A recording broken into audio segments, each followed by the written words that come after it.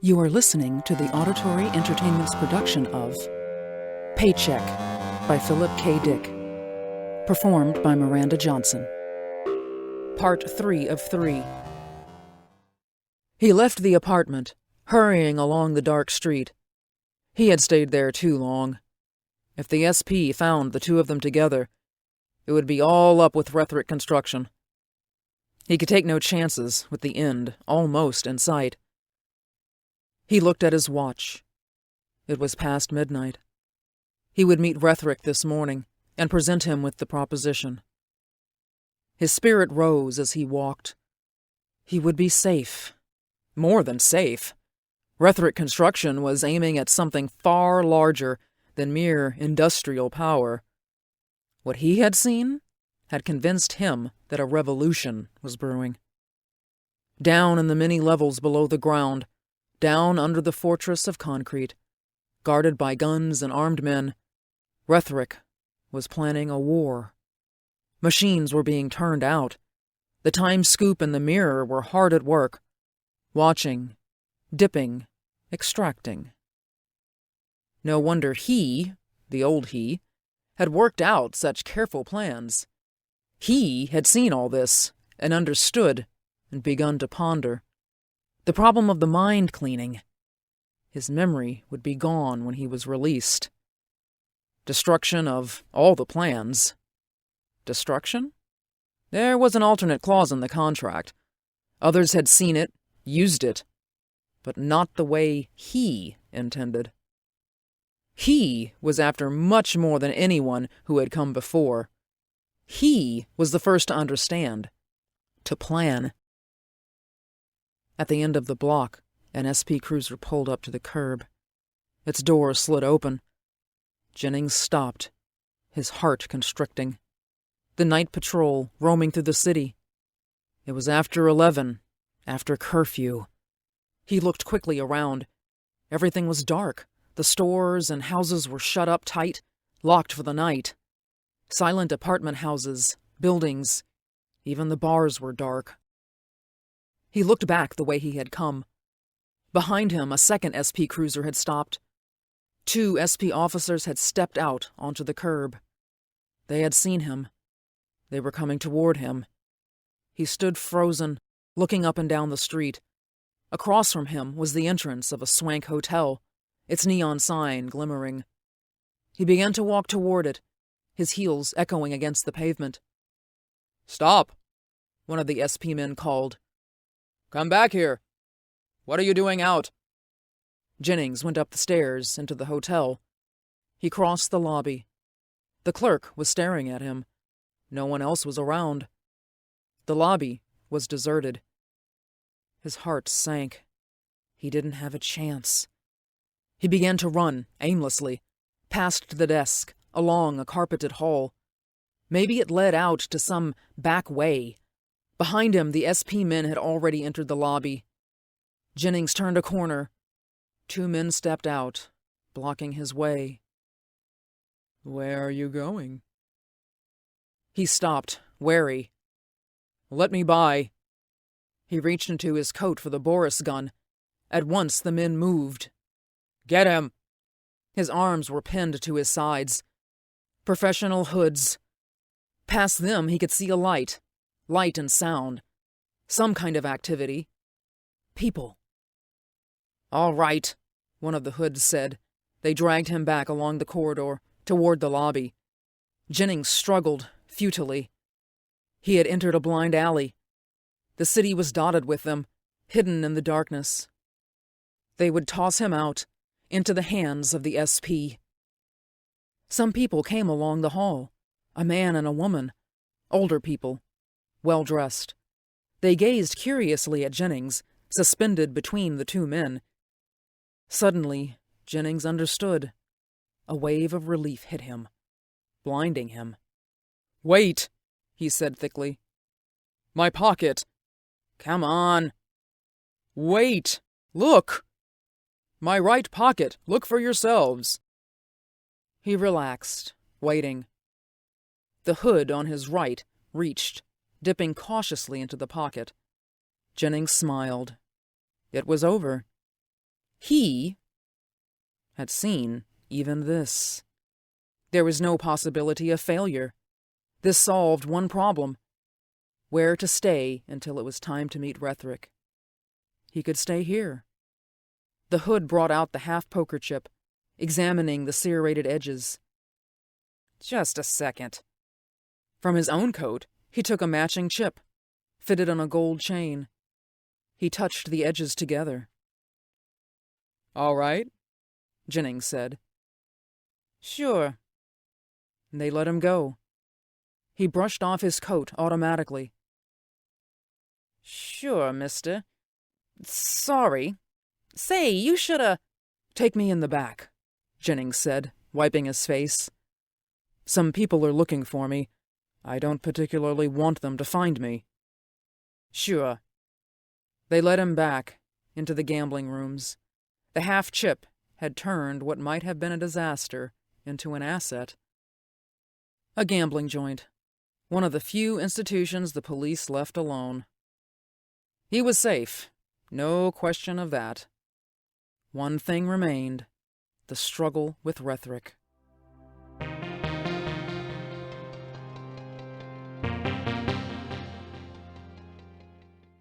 Rethrick's face was hard. He gazed at Jennings, swallowing rapidly. "No," he said. "I didn't know it was you. We thought it was the SP." There was silence. Kelly sat at the chair by the desk, her legs crossed. Jennings leaned against the door, his arms folded. "Why didn't you use the mirror?" he said. Rethrick's face flickered. "We tried to use the mirror." "Tried?" "Before you finished your term with us, you changed a few leads inside the mirror. When we tried to operate it, nothing happened. I left the plant half an hour ago, and they were still working on it." "I did that before I finished my 2 years?" "Apparently, you had worked out your plans in detail. You knew that with the mirror, we would have no trouble tracking you down. You're a good mechanic, Jennings. The best we've ever had. We'd like to have you back sometimes. Working for us again. There's not one of us that can operate the mirror the way you could. And right now, we can't use it at all." Jennings smiled. "I had no idea that he did anything like that. I underestimated him." "Who are you talking about?" "Myself, during the 2 years. "Well, Jennings, so the two of you worked out an elaborate plan to steal our schematics. Why? What's the purpose? You haven't turned them over to the police." "No." "Then I can assume it's blackmail." "That's right." "What for? What do you want?" Rethrick seemed to have aged. He slumped, his eyes small and glassy, rubbing his chin nervously. "You went to a lot of trouble to get us in this position. I'm curious why. While you were working for us, you laid the groundwork. Now you've completed it, in spite of our precautions." "Precautions?" "Erasing your mind, concealing the plant." "Tell him," said Kelly. "Tell him why you did it." Jennings took a deep breath. "Rethrick, I did it to get back into the company. That's the only reason, no other." Rethrick stared at him. "To get back into the company? You can come back in. I told you that." His voice was thin and sharp, edged with strain. "What's the matter with you? You can come back in, for as long as you want to stay." "As a mechanic." "Yes, as a mechanic." "I don't want to come back as a mechanic. I'm not interested in working for you. Listen, Rethrick. The SP picked me up as soon as I left this office. If it hadn't been for him, the old me, I'd be dead." "They picked you up?" "They wanted to know what Rethrick Construction does. They wanted me to tell them." Rethrick nodded. That's bad. We didn't know that. No, Rethrick, I'm not coming in as an employee you can toss out any time it pleases you. I'm coming in with you, not for you. With me? Rethrick stared at him. Slowly, a film settled over his face. An ugly, hard film. I don't understand what you mean. You and I are going to run Rethrick Construction together. That'll be the way from now on. And no one will be burning my memory out for their own safety. That's what you want? Yes. And if we don't cut you in? Then the schematics and films go to the SP. It's as simple as that. But I don't want to. I don't want to destroy the company. I want to get into the company. I want to be safe. You know what it's like being out there with no place to go? An individual has no place to turn anymore. No one to help them. I'm caught between two ruthless forces, a pawn between political and economic powers, and I'm tired of being a pawn. For a long time, Rethrick said nothing. He stared down at the floor, his face dull and blank. At last he looked up. I know it's that way. That's something I've known for a long time. Longer than you have. I'm a lot older than you. I've seen it come and grow that way year after year. That's why Rethrick Construction exists. Someday it'll all be different. Someday, when we have the scoop and the mirror finished, when the weapons are finished. Jenkins said nothing. I know very well how it is. I'm an old man. I've been working a long time. When they told me someone had got out of the plant with schematics, I thought the end had come. We already knew you had damaged the mirror. We knew there was a connection, but we had parts of it figured wrong. We thought, of course, that security had planted you with us to find out what we were doing. Then, when you realized you couldn't carry out your information, with the mirror damaged, SP could go ahead and... He stopped, rubbing his cheek. Go on, Jennings said. So you did this alone? Blackmail? To get into the company? You don't know what the company is for, Jennings. How dare you try to come in? We've been working and building for a long time. You'd wreck us to save your hide. You'd destroy us just to save yourself. I'm not wrecking you. I can be a lot of help. I run the company alone. It's my company. I made it, put it together. It's mine. Jennings laughed. And what happens when you die? Or is the revolution going to come in your own lifetime?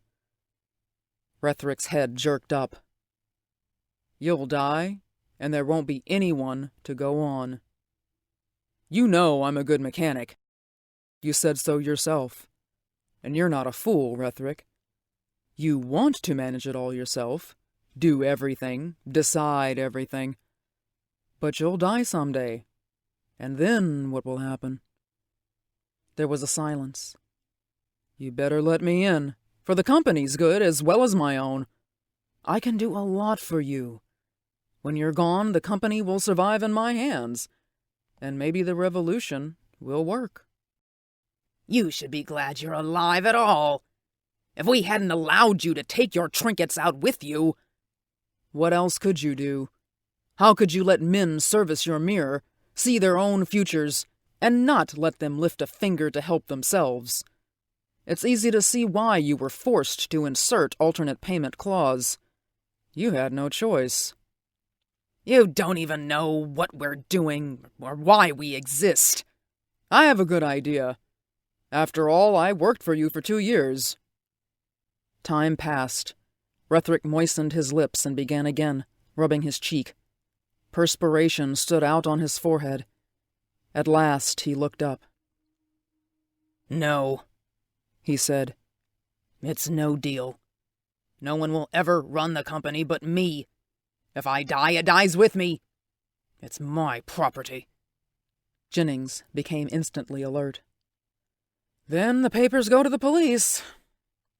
Rethrick said nothing, but a peculiar expression moved across his face, an expression that gave Jennings a sudden chill.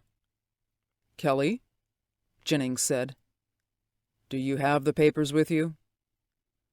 Kelly stirred, standing up, her face pale. No. Where are they? Where did you put them?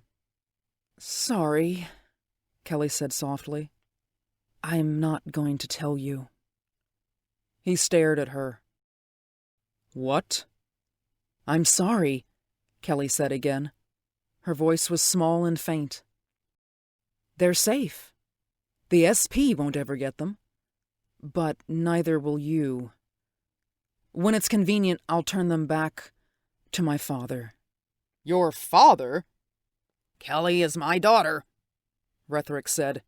That was one thing you didn't count on, Jennings. He, the old you, didn't count on it either. Ha! No one knew that but the two of us. I wanted to keep all positions of trust in the family. I see now that it was a good idea. But it had to be kept secret. If the SP had guessed, they would have picked her up at once. Her life would not have been safe. Jennings let his breath out slowly. I see. It seemed like a good idea to go along with you, Kelly said. Otherwise, you'd have done it alone anyhow, and you would have had the papers on you. Like you said, if the SP had caught you with the papers, it would be the end of us. So I went along with you. As soon as you gave me the papers, I put them in a good, safe place. She smiled a little. No one will ever find them but me. I'm sorry. Jennings, you can come in with us, Rethrick said. You can work for us forever if you want. You can work for us, be a part of us. You can have anything you want. Anything except... Except that no one runs the company but you. That's right, Jennings. The company is old, older than I am. I didn't bring it into existence. It was, you might say, willed to me. I took the burden on, the job of managing it, making it grow, moving it towards the day of revolution, as you put it. My grandfather founded the company back in the last century. The company has always been in the family, and it always will be. Someday Kelly will carry it on after me. So, that's taken care of. The company was founded up in Maine in a small New England town. My grandfather was a little old New Englander, frugal, honest, and passionately independent. He had a little repair business and some sort of little tool and fix-it place. And plenty of knack. When he saw the government and big business closing in on everyone, he went underground. Rethrick Construction disappeared from the map. When the rest of the world had been divided up between international cartels and world states, there was New England, still alive, still free, and my grandfather and Rethrick Construction. He brought in a few men, mechanics, doctors, and lawyers, little once-a-week newspaper men from the Middle West. The company grew. Weapons appeared. Weapons and knowledge. The Time Scoop and Mirror. The plant was built, secretly and at great cost over a long period of time. The plant is big. Big and deep. It goes down many more levels than you saw. He saw them. Your alter ego. Someday, Jennings, you're going to break out. You'll see. Conditions like this can't go on. People can't live this way, tossed back and forth by political and economic powers. Masses of people shoved this way and that way according to the needs of this government or that cartel. There's going to be resistance someday. A strong, desperate resistance. Not by big people or powerful people, but by little people. Bus drivers, grocers, waiters. And that's where the company comes in. We're going to provide them with the help they'll need, the tools, weapons, and the knowledge. We're going to sell them our services. They'll be able to hire us, and they'll need someone they can hire. They have a lot lined up against them, a lot of wealth and power. There was silence. "Do you see?" Kelly said. "That's why you mustn't interfere. It's Dad's company. It's always been that way. It's a part of the family. The company belongs to the family. It's ours." "Come in with me," Rethrick said, "as a mechanic. I'm sorry, but that's our limited outlook showing through. Maybe it's narrow, but we've always done things this way." Jennings said nothing. He walked slowly across the office, his hands in his pockets. After a time, he raised the blind and stared out at the street far below. Down below, like a tiny black bug, a security cruiser moved along, drifting silently with the traffic that flowed up and down the street. It joined a second cruiser already parked. 4 SP men were standing by it in their green uniforms, and even as he watched, some more could be seen coming from across the street. He let the blind down. "It's a hard decision to make," he said. "If you go out there, they'll get you," Rethrick said. "They're out there all the time. You haven't got a chance." "Please," Kelly said, looking up at him. Suddenly, Jennings smiled. "So, you won't tell me where the papers are?" Kelly shook her head. "Wait." Jennings reached into his pocket. He brought out a small piece of paper. He unfolded it slowly, scanning it. "By any chance, did you deposit them with the Dune National Bank about 3 o'clock yesterday afternoon for safekeeping in their storage vaults?" Kelly gasped. She grabbed her handbag, unsnapping it. Jennings put the slip of paper, the parcel receipt, back in his pocket. "So he saw even that," he murmured. "The last of the trinkets. I wondered what it was for." Kelly groped frantically in her purse, her face wild. She brought out a slip of paper, waving it. "You're wrong. Here it is. It's still here." She relaxed a little. "I don't know what you have, but this is—" In the air above them, something moved. A dark space formed. A circle.